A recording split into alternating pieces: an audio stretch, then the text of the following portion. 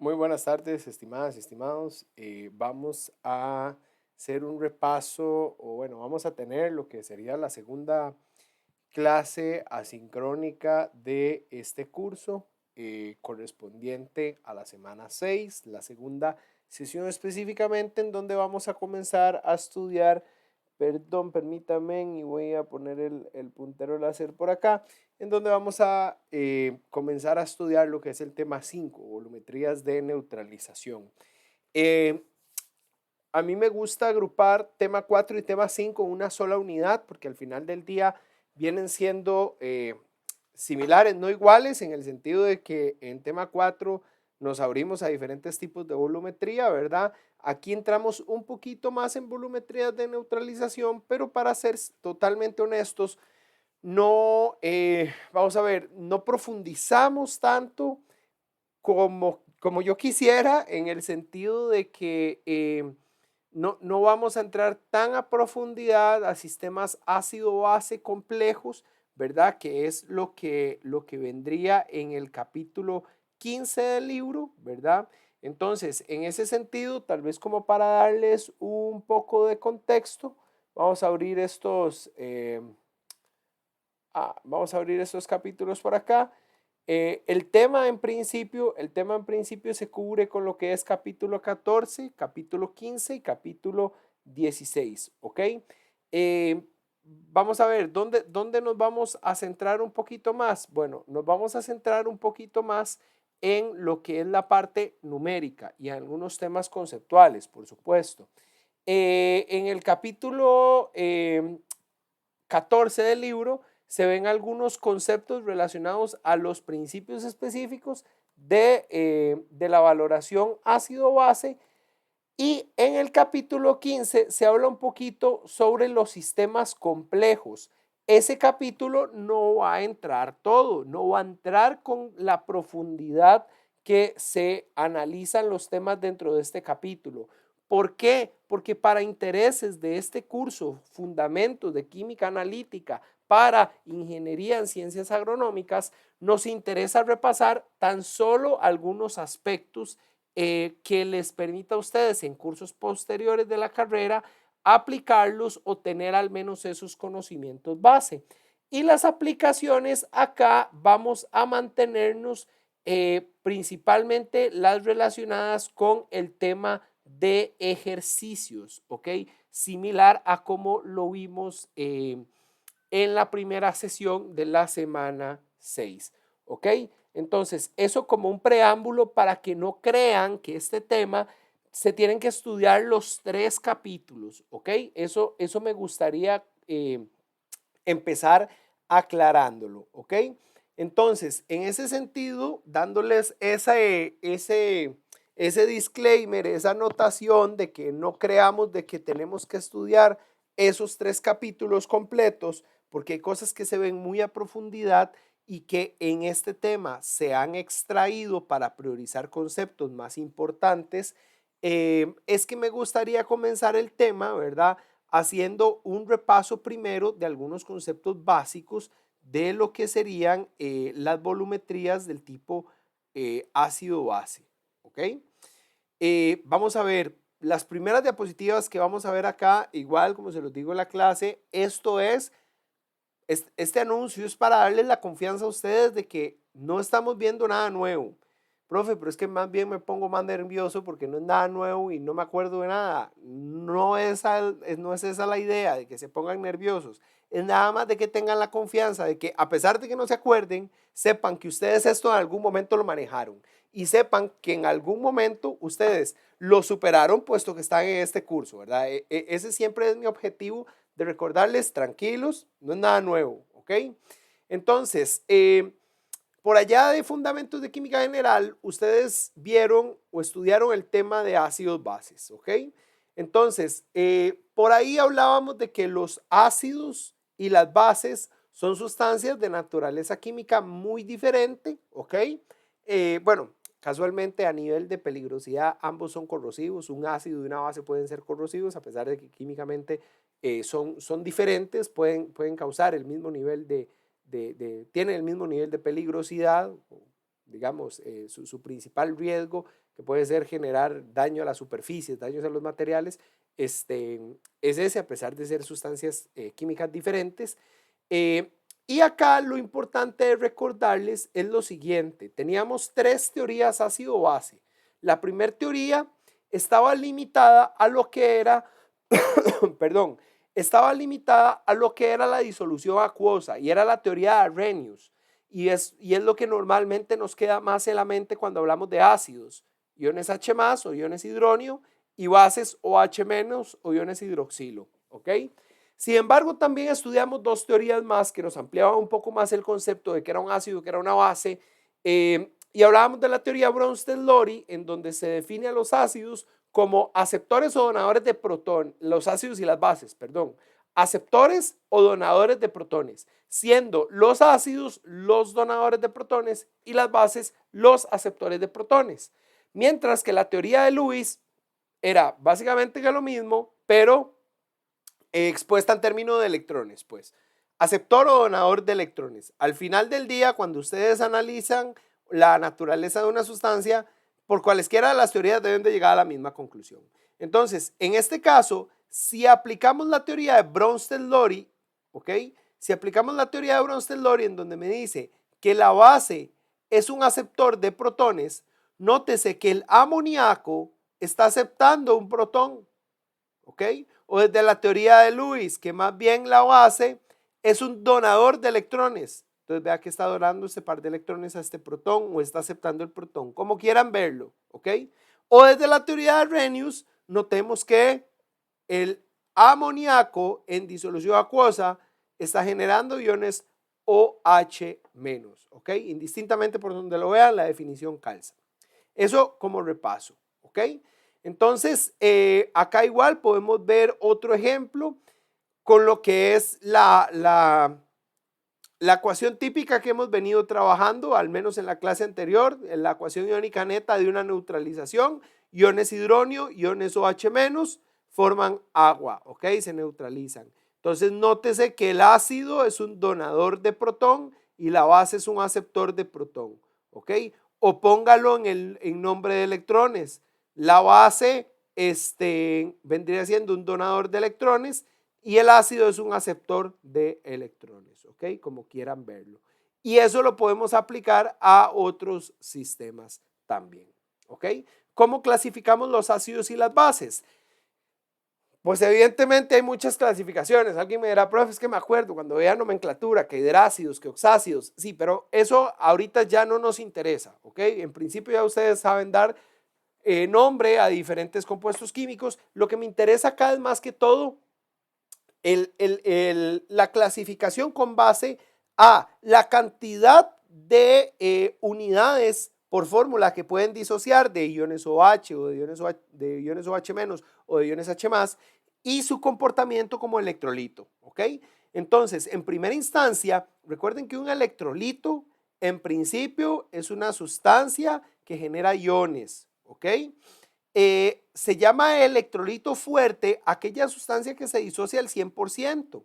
Usted agarra sal de mesa y la pone en agua y la sal de mesa, esos cristales que usted tiene ahí, son cationes sodio, aniones cloro o cloruro y iones sodio, cationes sodio, que están unidos por fuerzas electrostáticas. Y cuando usted los pone en contacto con agua, ellos se separan en cationes y en aniones.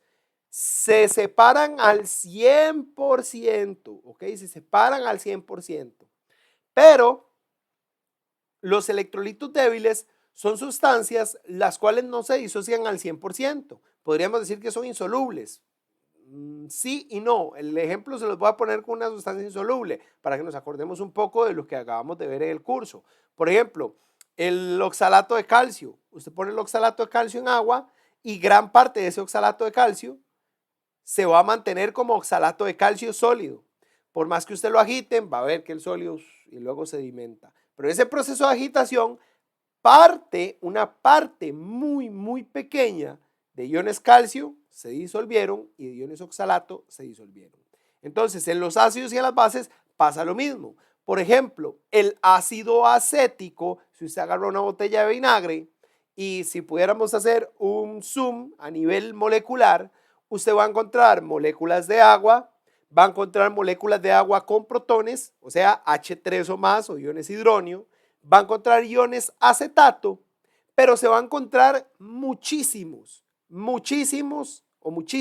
moléculas de ácido acético. Entonces, vamos a encontrar más ácido acético que iones acetato y que iones H+, porque se disocia parcialmente, no se disocia al 100%, ¿ok? Y de acuerdo a la cantidad de iones efectivos, H+, o H-, que puedan disociar por unidad de fórmula. Entonces sería diprótico o dibásico, por ejemplo, 2 protones o 2 OH+, monoprótico o monobásico, un protón, un OH-, y así sucesivamente, ¿ok? Algún detalle que es importante, conocer es esa fortaleza. Vamos a ver, yo soy enemigo número 1 de la memoria, pero sí hay cosas que a veces uno tiene que tener por ahí bien identificaditas. Y una de esas es cuáles sustancias son ácidos o bases fuertes, ¿ok? Muy sencillo para las bases. Todas las bases que sean de metales alcalinos, litio, sodio, potasio, hidróxidos de, son fuertes, ¿ok? Se disocian al 100%. De los alcalinoterbios, un hidróxido de calcio o un hidróxido de magnesio, leche magnesia, no se les olvide, blancuzco, es insoluble. El hidróxido de calcio y el hidróxido de magnesio son muy poco, bueno, el hidróxido de calcio vendría siendo lo que ustedes eventualmente conocen o conocerán como la cal apagada. O sea, si yo agarro la cal, óxido de calcio, y la mojo, se va a formar hidróxido de calcio, ¿ok? Y ese hidróxido de calcio lo que va a hacer es muy poco soluble, pero sí se va a ir solubilizando con el tiempo. Entonces, por ejemplo, esa es una de las razones por las cuales cuando ustedes en su área profesional quieren subirle el pH al suelo, se le agrega cal, porque la cal no solo le da bases ¿verdad? Bases del suelo, llaman ustedes como el calcio, ¿verdad? Sino que también aporta sus iones OH- para neutralizar ese exceso de iones H+ que hay en el suelo y subirle, por tanto, el pH al mismo. Porque el óxido de calcio, al reaccionar con agua, forma hidróxido de calcio y ese es muy poco soluble, pero con el tiempo se va liberando y pues va ejerciendo ese efecto de subirle el pH al suelo, ¿ok? Como les decía, la leche magnesia o hidróxido de magnesio, hidróxido de calcio son insolubles, quiere decir que no son electrolitos fuertes, quiere decir que no son bases fuertes, pero el de bario sí es fuerte. Y todos estos ácidos, que otra forma importante de cómo saberlas es, acuérdense los halógenos, ¿ok? A excepción del flúor, porque el flúor, recuerden que es muy pequeñito, entonces el flúor, por ser tan pequeñito, agarra muy bien al ion H+ y no lo suelta, o lo suelta parcialmente, ¿verdad? O sea, como un electrolito débil. Pero del cloro para abajo, en los haluros, cloruro, bromuro, yoduro, son fuertes. Y los oxácidos los oxácidos en estado más oxidado, de cloros, azufre y nitrógeno, que serían nitrato, sulfato y perclorato, son ácidos fuertes, ¿ok? O sea que se disocian al 100%. Algunos ácidos o bases débiles, evidentemente no nos los vamos a aprender, eso ya no tiene sentido, es una gran cantidad de sustancias que tienen ese comportamiento débil. Y ese comportamiento débil, recuerden que va a venir siempre enmarcado por esta doble flecha, que esa doble flecha significa equilibrio químico, ¿ok? En este caso vean que una flecha es mayor que la otra, lo que les debería de llamar la atención a entender de que el equilibrio está desplazado hacia, bueno, en este caso como estoy viendo grabado, está desplazado hacia donde es más larga la flecha, que en este caso hacia el ácido acético. O sea, como les decía, una disolución de vinagre, usted en una vista microscópica o una vista, digamos, que si existiera como un microscopio, pero a nivel molecular, usted vería gran cantidad de moléculas de ácido acético en lugar de moléculas de ion acetato o iones H3 o más. Y lo mismo sucede para bases como el amoníaco. El amoníaco en agua genera iones OH-, pero no se disocia totalmente. O sea, usted no encuentra lo que se denominaría hidróxido de amonio, sino que usted lo que tiene es una disolución de amoníaco acuoso, que el amoníaco acuoso genera iones OH- y iones amonio. ¿Ok? Insisto, esto como repaso. Recuerden que en las reacciones ácido-base, yo siempre voy a tener como producto una sal y agua, ¿ok? Cuando tengo una reacción ácido-base. Pero también con los ácidos débiles yo puedo tener lo que se llaman ácidos y bases conjugadas. O sea, de un ácido débil lo que se me genera es una base conjugada y de una base débil lo que se me genera es un ácido conjugado. Y siempre, usualmente, tiene un comportamiento contrario. O sea, si yo parto de un ácido muy débil, la base conjugada va a tender a ser fuerte y así sucesivamente. ¿Ok? La expresión de equilibrio químico, HA, recuerden que generalmente HA se utiliza para expresar un ácido débil en general, ¿verdad? Un ácido débil en general. El ácido débil se disocia en su base conjugada y en iones H3 o más. El agua no se incluye dentro de la expresión de constante ácida, estamos hablando solo de equilibrio homogéneo, por ende esta sería la expresión de equilibrio. ¿Ok? Pares conjugados, ¿verdad? Insisto, recordar este concepto muy bien porque ahora lo vamos a utilizar para lo que es recordar los conceptos de sistemas amortiguadores. ¿Ok?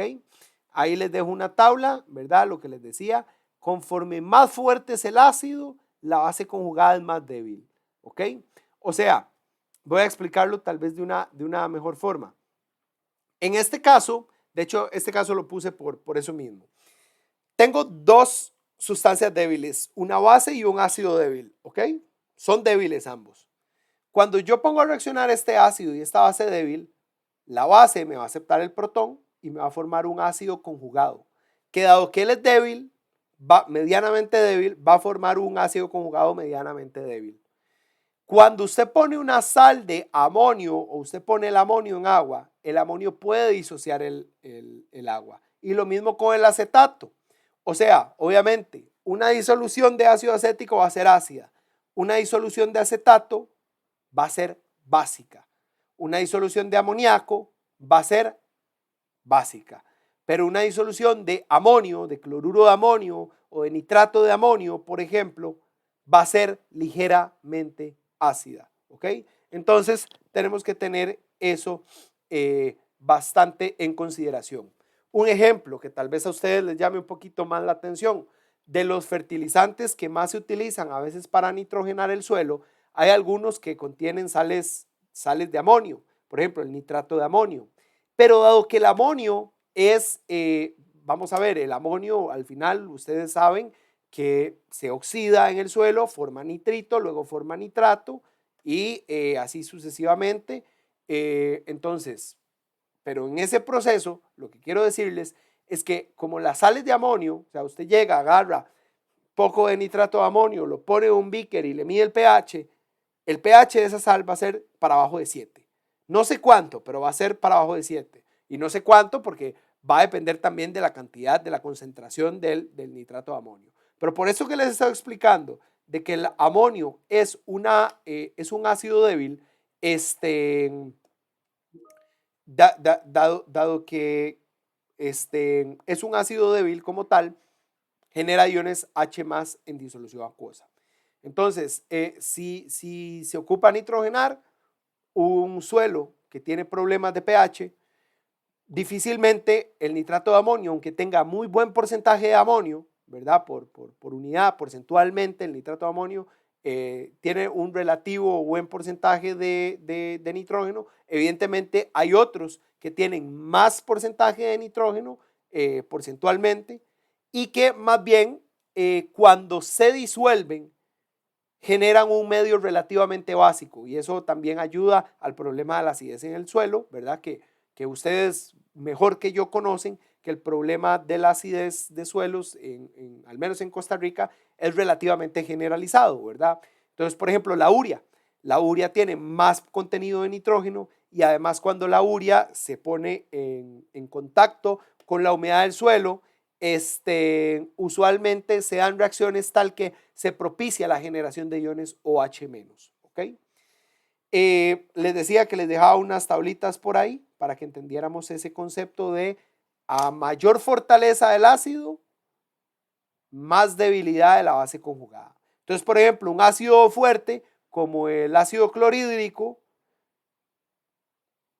el cloruro no disocia el agua, el cloruro no la disocia, ¿ok? Entonces, como no la disocia, decimos que es una base conjugada súper débil, ¿ok?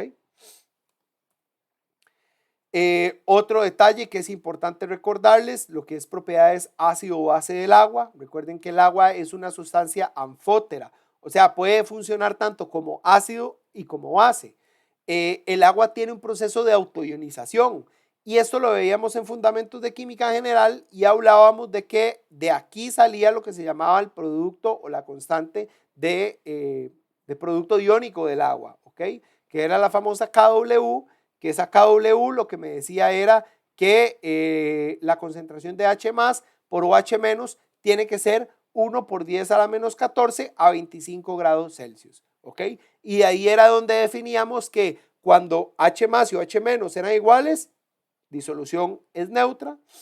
Cuando H más era mayor a OH-, disolución es ácida. Y cuando H más era menor a OH-, disolución es básica, ¿ok? Otro aspecto que es importante tomar en consideración es lo que respecta a disoluciones amortiguadoras, ¿ok?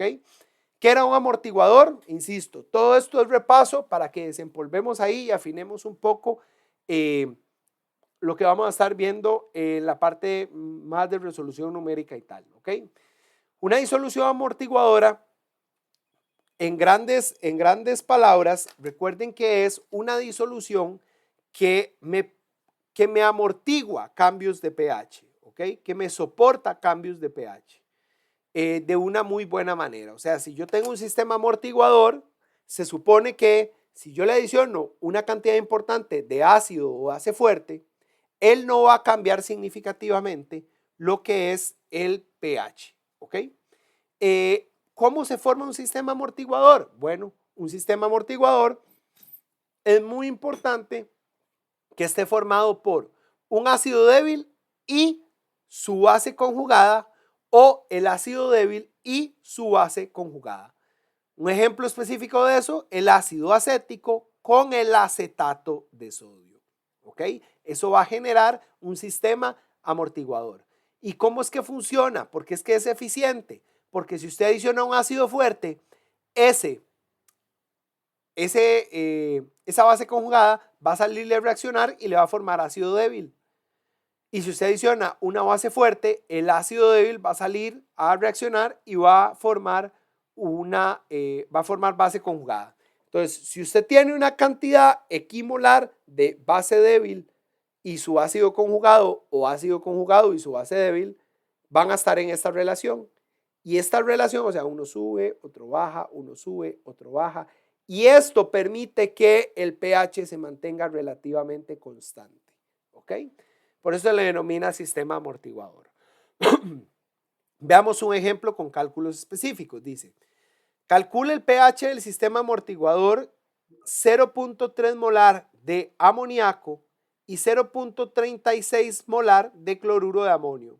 ¿Cuál es el pH de la adición de 20 mililitros, después de la adición de 20 mililitros de 0.50 molar de hidróxido de sodio a 80 mililitros de la disolución amortiguadora? Entonces, en este caso, lo que tenemos es el sistema amonio-amoníaco, ¿ok? Recordarles la ecuación de Henderson-Hasselbalch. La ecuación de Henderson-Hasselbalch es esta que estamos viendo acá, que es la que me permite a mí calcular el pH de un sistema amortiguador, ¿ok? Sin necesidad de tener que irme a la expresión de constante equilibrio. O sea, eso ya es el resumen de la ecuación. Usted aplica y listo. Entonces, en este caso, la pKa para el sistema es 9.25. Bueno, un dato importante. Yo siempre les digo, profe, es que se me olvida la ecuación. Ok. Un detalle para que no se nos olvide. El pH va a ser igual a la pKa más el logaritmo de base entre ácido. Si estamos hablando de pH, va pKa y abajo va ácido. Si la ecuación, por el contrario, está en términos de pOH, entonces aquí debe de ir una pKb y lo que va abajo es la base. ¿Ok? Creo que esa es una forma muy sencilla que no se nos olvide cómo plantear la ecuación de Henderson-Hasselbalch. ¿Ok? En este caso, entonces, vean que el pH de la disolución así, tal como está, 30 molar y 0.36 molar de cloruro de amonio, vendría dado por 9.25 más el logaritmo de la concentración de la base, o sea, 0.30, y la concentración del ácido, 0.36, 9.17. Otro detalle, esto yo le llamo puntos de control de calidad. Cuando usted tiene un sistema amortiguador más cargado en el ácido que en la base, el pH debe de darle más para abajo de la pKa, que vean que es este el caso. ¿Cuál es el ácido en este sistema? ¿Amoníaco o cloruro de amonio? Cloruro de amonio, ¿ok? Entonces, vean que la concentración de cloruro de amonio es más alta, 0.36, ¿cierto?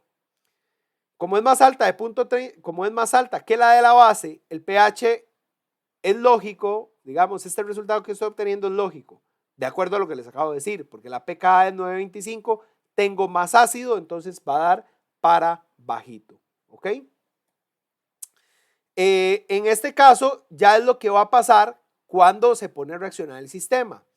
Este 0,029 es la cantidad de moles que sale cuando usted multiplica 0.36 molar de cloruro de amonio por 80 mililitros.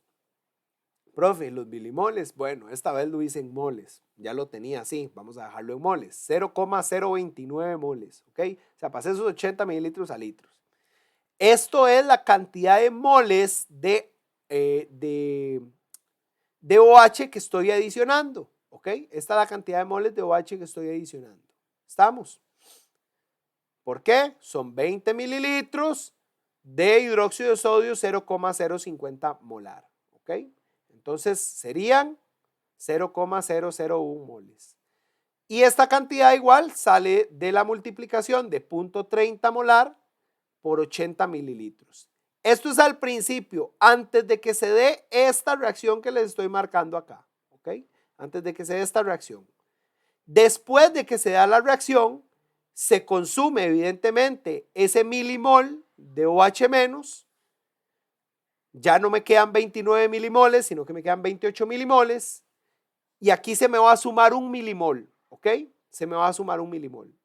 Entonces, tengo nuevas concentraciones de amoníaco. Ya la concentración de amoníaco no va a ser de amonio, no va a ser 0.36. La calculo como 0,028 dividido entre 100 mililitros, ¿ok?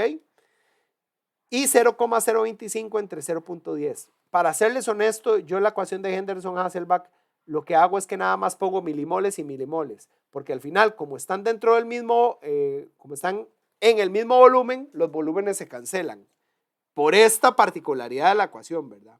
Entonces vean que la concentración, claro, baja, ya no es 0.30, 0.36, ahora es 0.25, 0.28. A pesar de que las concentraciones bajaron significativamente, noten que la variación en el pH es de 0,03 unidades nada más.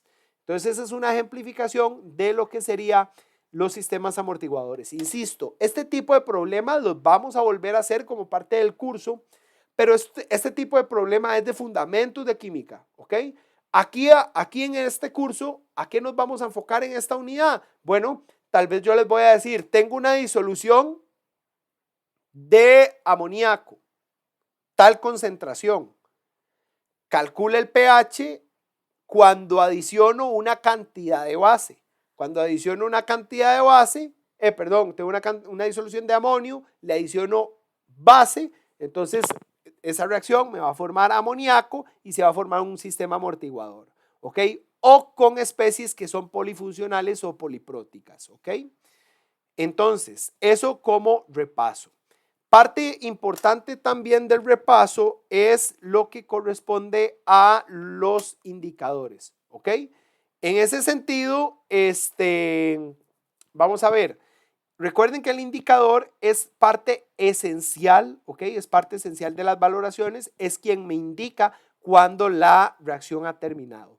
¿Cómo trabajan los indicadores? Bueno, los indicadores son sustancias químicas orgánicas que trabajan con el principio de Le Chatelier. Son ácidos débiles, muchos son ácidos débiles, los cuales presentan una coloración en forma protonada y otra coloración en forma desprotonada. Este es el famoso papel tornasol o el tinte que está en el papel tornasol que ustedes utilizaron en fundamentos de química alguna vez, que si lo sumerjo en ácido se pone rosadito o rojo, que si lo sumerjo en base se pone en azul. ¿Qué es lo que sucede? Que si usted pone esto en base, los iones H+ de ese equilibrio van a ser sustraídos por los iones OH- de la base en donde usted lo está poniendo a interaccionar y por ende el equilibrio se desplaza hacia la derecha, favoreciendo la formación de la forma desprotonada o la forma azul.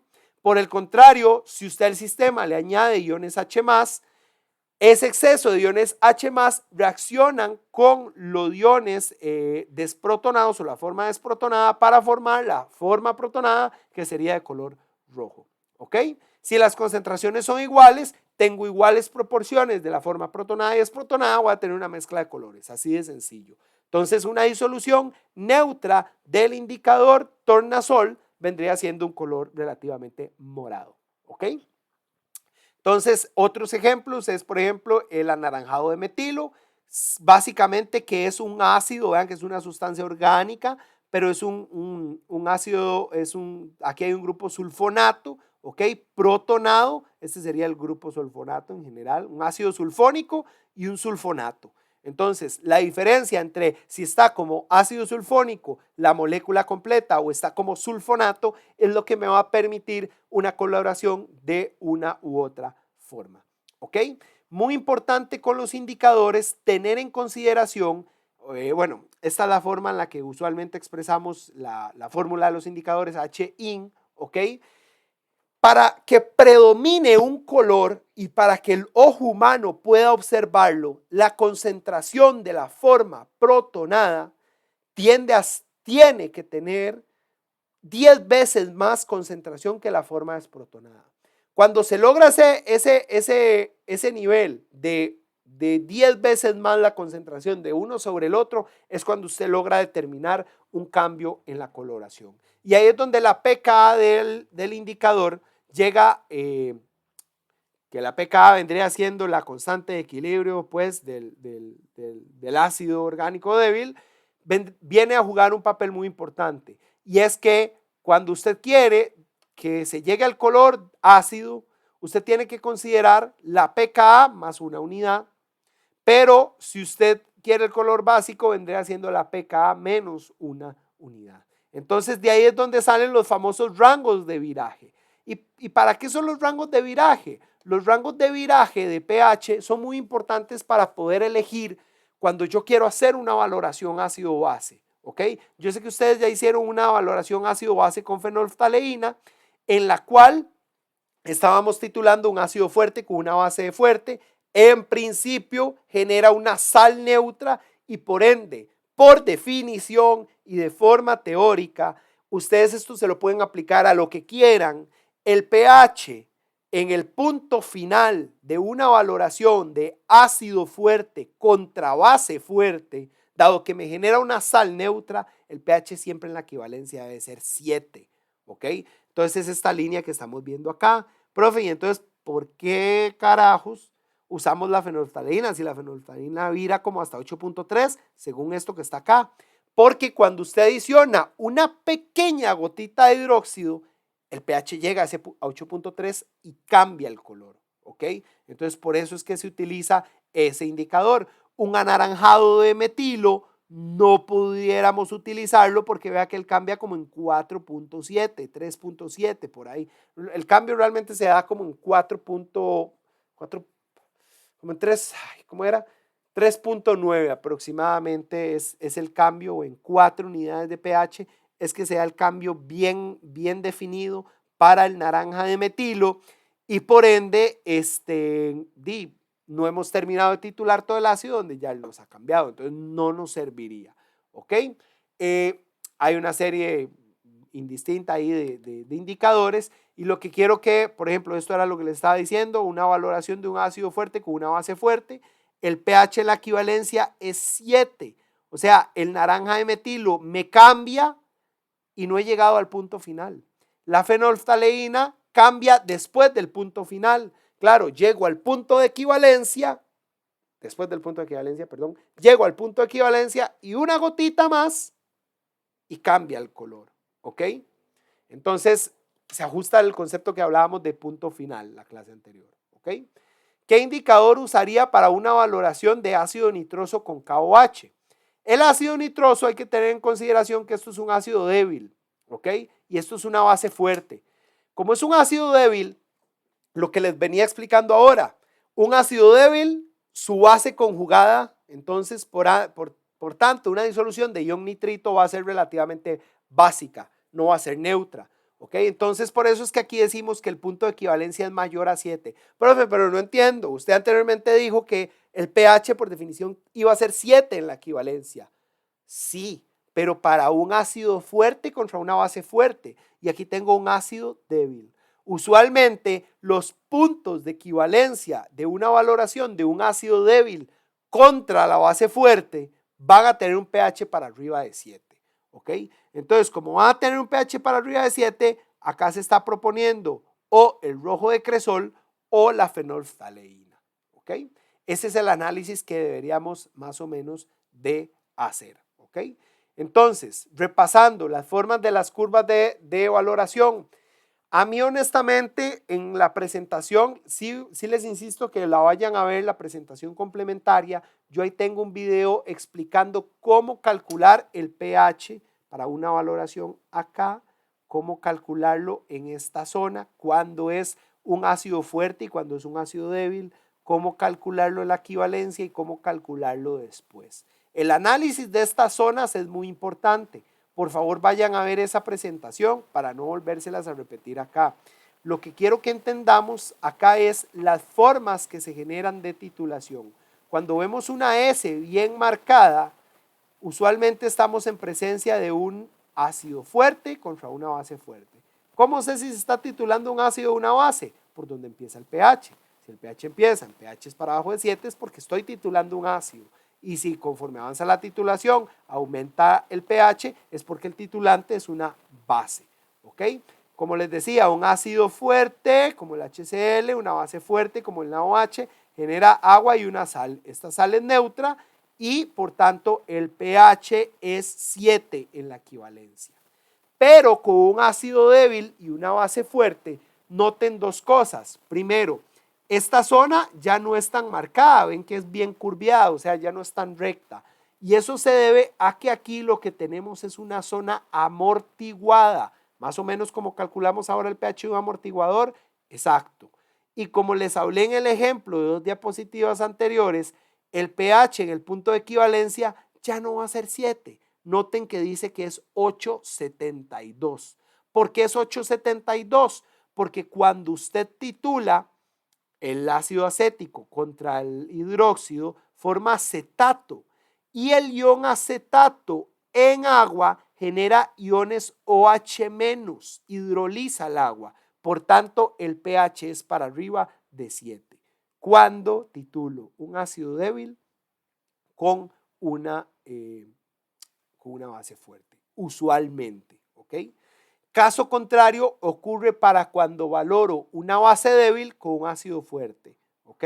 Si valoro una base fuerte contra un ácido fuerte, va a ser el inverso de esto, ¿ok?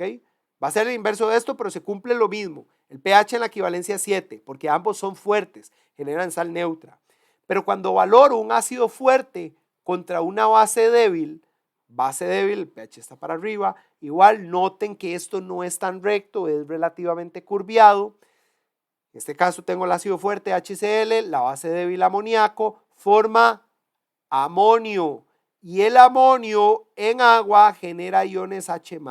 Por tanto, el punto de equivalencia, noten que el pH no es 7, el pH es para abajo de 7, es relativamente ácido, 5.28.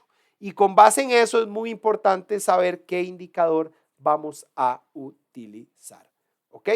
En este caso, les proponía calcular el pH en la equivalencia de este que habíamos dejado por ahí, porque aquí yo nada más les dije, el pH es mayor a 7, pero no les dije cuánto. ¿Ok? Entonces les dejo el ejercicio resuelto. Básicamente dice, exactamente 100 mililitros de ácido nitroso, 0.1 molar, son valorados con una disolución 0.1 molar de hidróxido de sodio. Bueno, ya sabemos que si ambas concentraciones son iguales, estequiométricamente reacciona 1 a 1, se van a ocupar igual 100 mililitros de la base. ¿Ok? Entonces, ¿cuál es el pH en el punto de equivalencia? En el punto de equivalencia yo he agregado 10 milimoles o 0.01 mol de ácido nitroso y 0.01 mol de OH. Se acaba cuando se da la reacción la cantidad de OH menos y de ácido nitroso y se forma ion nitrito. El volumen final es de 200 mililitros, ¿cierto? Lo que tengo de ion nitrito son 0,01 moles. Dividido entre los 200 mililitros, la concentración de ion nitrito es 0,05 molar. ¿Cómo calculo el pH de una disolución 0,05 molar de ion nitrito? Con equilibrio químico, 0,05, planteo el equilibrio, al inicio no tengo nada de OH, no tengo nada de ácido nítrico. Profe, pero sí tenía. No, no tenía, porque la reacción se dio completamente y acabó esas especies. ¿Ok? Entonces, 0,05 menos X, que sería el cambio, más X y más X. Aquí me quedaría planteada la expresión de constante de equilibrio, ¿ok? Con la KB del ion nitrito, que tendríamos que irla a buscar, o recuerden que Ka por KB es igual a KW, entonces podríamos calcular la KB del nitrito a partir de la Ka del ácido nitroso. Insisto, esto es un poco repaso, ¿ok? Entonces, el pOH, después de hacer esto, el X me da 2.2 por 10 a la menos 11. Un pOH, recuerden que ese X es OH, ¿verdad? No H más. El pOH es 598 y recuérdense en esta famosa ecuación, también derivada del producto iónico del agua, ¿ok? Del producto iónico del agua en expresión logarítmica, yo puedo expresarlo como pH más pOH es igual a 14, por tanto despejo, y el pH sería 14 menos pOH. El pH es 8.0 y algo, ¿ok? 8.02. Entonces, esa sería la resolución del ejercicio, básicamente, ¿ok?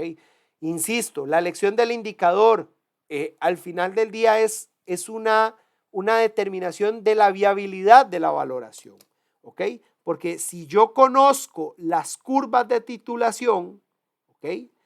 Vean que conforme más débil es el ácido, la curva va a ser más doblada, por así decirlo. Recuerden que el ácido fuerte tiene una forma más de S pronunciada, ¿ok? Lo mismo va a pasar con la base, una forma de S más pronunciada, pero conforme se hace más débil la sustancia, esto se levanta más. Y eso imposibilita o hace más difícil ver los puntos finales. Por ejemplo, un caso más específico, tengo una sustancia A que es fuerte y una B que es débil. Para la fuerte, yo podría usar o el azul de bromocresol o la fenolftaleína. Pero si para esta débil yo utilizo fenolftaleína, nótese que la inflexión, que esta sección es en donde se da el punto de equivalencia, ya sobre que te he pasado. Ya ha pasado muchísimo.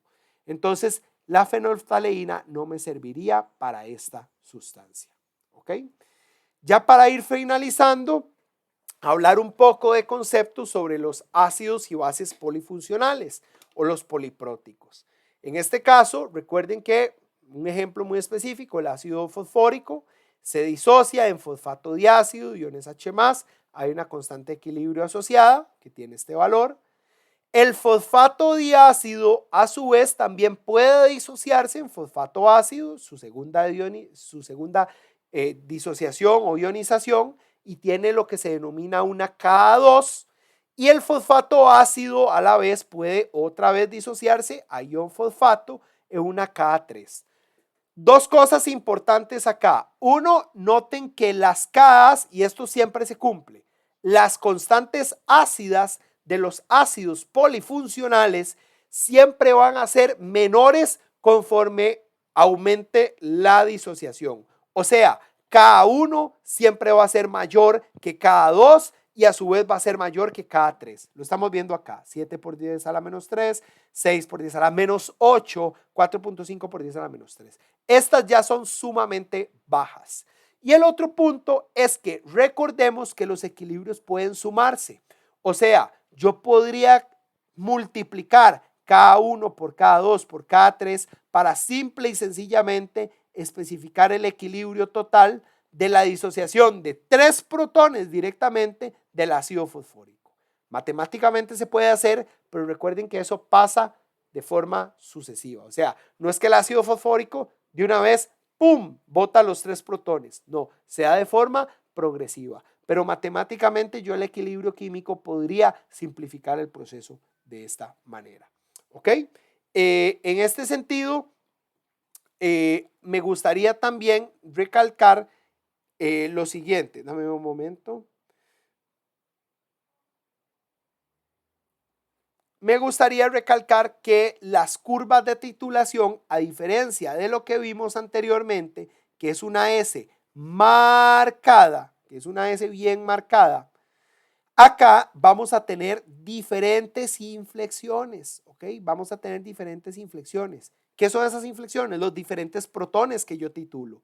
Por ejemplo, esta sería la titulación de un ácido débil diprótico, ¿ok? Voy subiendo el pH, es débil, por eso no va recto y va más subidito. Y tengo la primera inflexión, subo y tengo la segunda inflexión, ¿ok? Importante que la relación de KN sobre KN más 1 tiene que ser superior a 1000, ¿ok? O sea, la KN, recuerden que siempre va a ser mayor que la KN más 1. Entonces, cuando usted hace una relación de Kas, si la relación es mayor a 1000, el punto de inflexión que se ve aquí es titulable, se puede observar. Si no, va a pasar como en estos casos, ¿ok? ¿Qué pasa en estos casos? Ya lo vemos, perdón.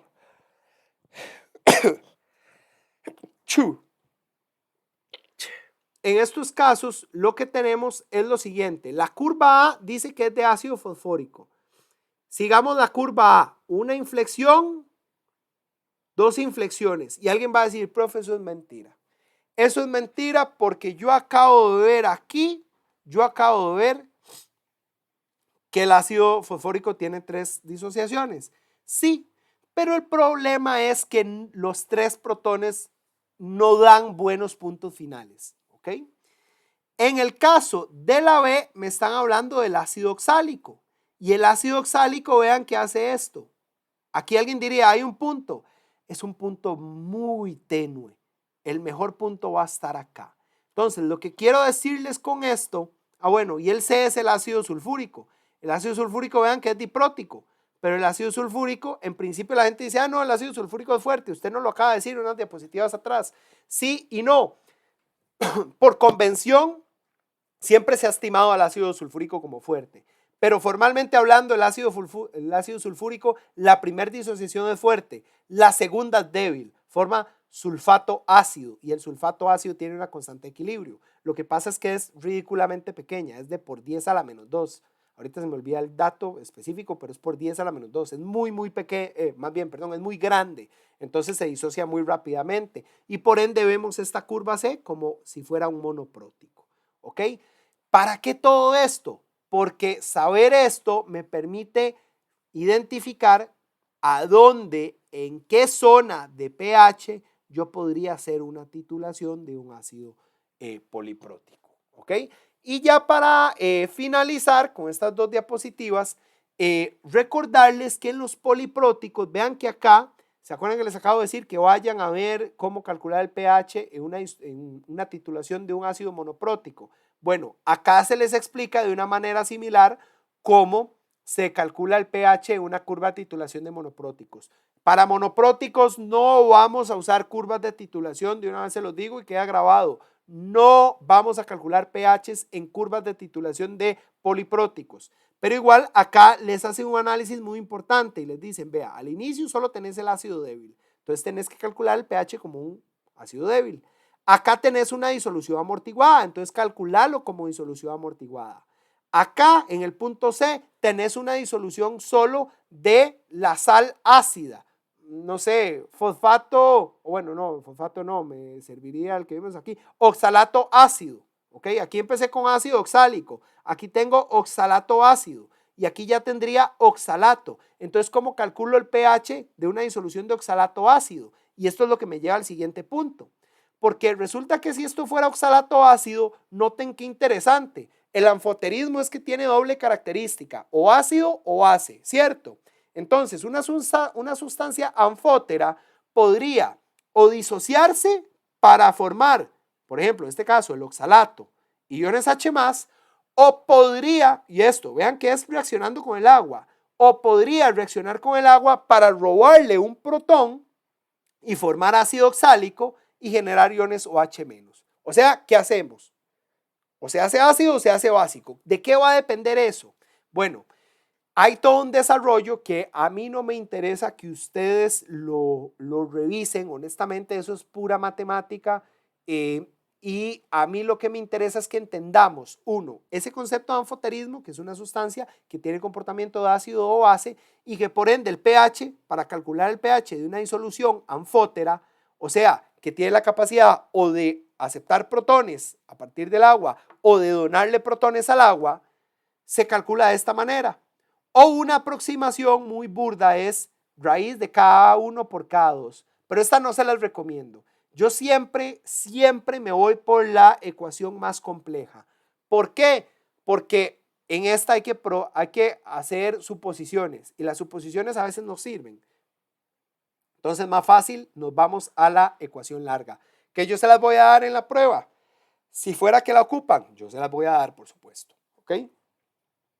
Y por último, el tema de los amortiguadores con polipróticos, yo se los voy a resumir así, porque el libro viene muy complejo.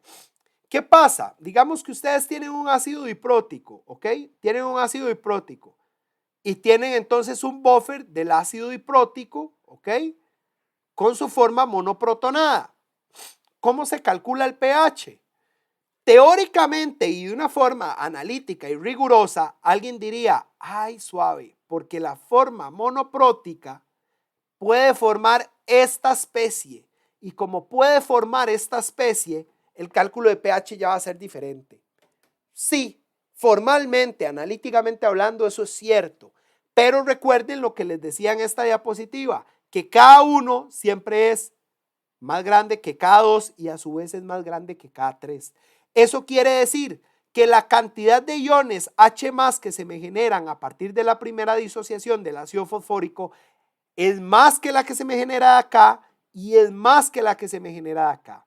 O sea, si yo tuviera un sistema amortiguador de ácido fosfórico y fosfato diácido, la cantidad de iones H+ que se me van a formar por esta o por esta disociación es muy, muy pequeña.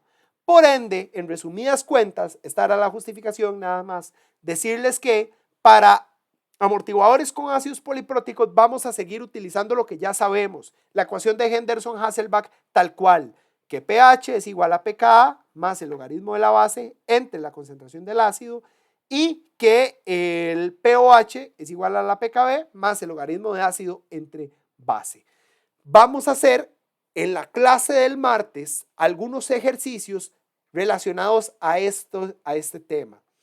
Por hoy, lo que me gustaría que hagan es, ya repasamos la clase, encerramos los principales conceptos y que esta segunda parte de la clase, ¿verdad? Porque en principio llevamos 54 minutos de grabación, nos resta la segunda parte de la clase, nos dediquemos a hacer práctica con los ejercicios de la tarea. ¿Para qué? Para el día martes arrancar con los ejercicios relacionados a la parte de volumetrías ácido-base, ácidos polipróticos y que el viernes terminemos de cerrar el tema con otra práctica en donde yo les voy a explicar varios ejercicios. ¿Ok? Entonces, sin más por el momento, les agradezco la visualización del video. Cualquier duda, consulta, no duden en hacérmela llegar. Puede ser el mismo viernes, el fin de semana, yo les puedo ir respondiendo, no tengo ningún problema con eso. Pero sí, a partir de acá, hagamos una pausa activa, o sea, paremos un toque, hagamos un borrador de ideas, qué fue lo que más me llamó la atención, qué fue lo que no entendí, podemos irlo y repasarlo, pausar el video, echar para atrás y el martes también aclarar dudas, generar un espacio para aclarar dudas sobre esta presentación, ¿ok? Entonces, sin más por el momento, les agradezco muchísimo, que pasen buena tarde, mañana, noche, el momento que hayan decidido hacer la clase asincrónica, ¿ok? Que estén muy bien, saludos y buen fin de semana. Chao.